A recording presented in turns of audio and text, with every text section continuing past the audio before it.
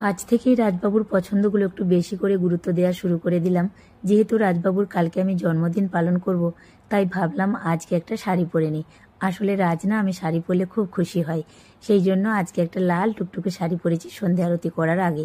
যেহেতু কালকে রাজবাবুর জন্মদিন, তাই ভাবছি তার পছন্দগুলো বেশি গুরুত্ব দেওয়াটা কালকের দিনে অন্তত বেশি করে দরকার। তাই একটা শাড়িও পরেছি, তার পছন্দ মতো খাবারও কিছু বানিয়ে কালকে খাওয়াবো। তবে নারকেল নাড়ুও ভালোবাসে, আজকে নারকেল নাড়ু রাত্রে বানিয়ে রাখবো। আর রাজের পছন্দ মতো কালকে কিছু খাবার আমি বানিয়ে খাওয়াবো। বিশেষ করে জানো তো, আমাদের বাড়িতে না ছেলেদের জন্মদিনে চালের পায়েসটা বানাতেই হয়, ওটা খুব শুভ মানা হয়। তাই কালকেই রাজবাবুকে আমি চালের পায়েসটা বানিয়ে খাওয়াবো, আর সানাকে বলবো একটা মালা ঘুষি পরিয়ে দিতে। দুই ননদকে আমি ভিডিও কল করব, দিদি ভাইদের আশীর্বাদ তো নিতেই হবে, যেহেতু বর্তমানে শাশুড়ি মা জীবিত নেই।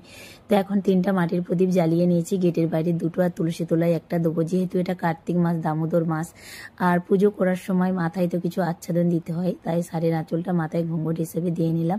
সানা এখন চা করে নিয়েছে, চাটাও খেয়ে নিলাম। আর এখানে দেখো, সত্যি আমি শুনেছি ওয়েস্ট বেঙ্গলে ঠান্ডা পড়েছে।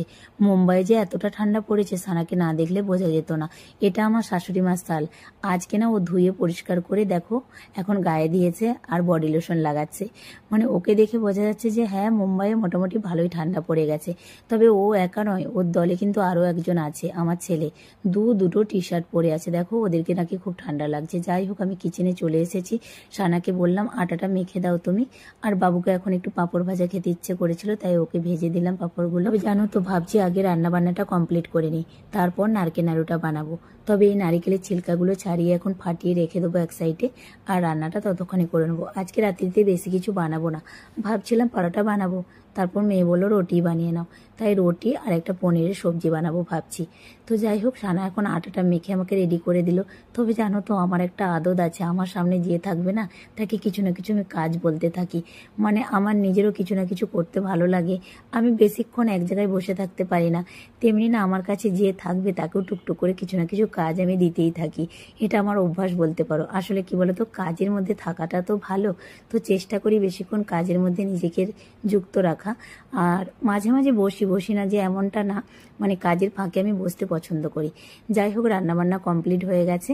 তো এখন নারকেল নাড়ুটা বানাবো। নারকেলটা কুড়িয়ে নিলাম। জানো তো, যে কুড়োনিটাতে আমি নারকেলটা কুড়ালাম, ওটা না 21 বছরের পুরনো কুড়োনি। যখন মুম্বাই এসে প্রথম সংসার জীবন শুরু করেছিলাম, ওই কুড়োনিটা রাজবাবু কিনে নিয়ে এসেছিল, আজও এত ভালো আছে। যাই হোক, রাজবাবু দোকান থেকে চলে এসেছে, একটা নারকেল নাড়ু খেতে দিলাম। আর এটা হচ্ছে আমার প্লেট। রাজবাবুর খাওয়া দাওয়া হয়ে গেছে, সবারই খাওয়া দাওয়া হয়ে গেছে। আজকে তাহলে আসি, টাটা।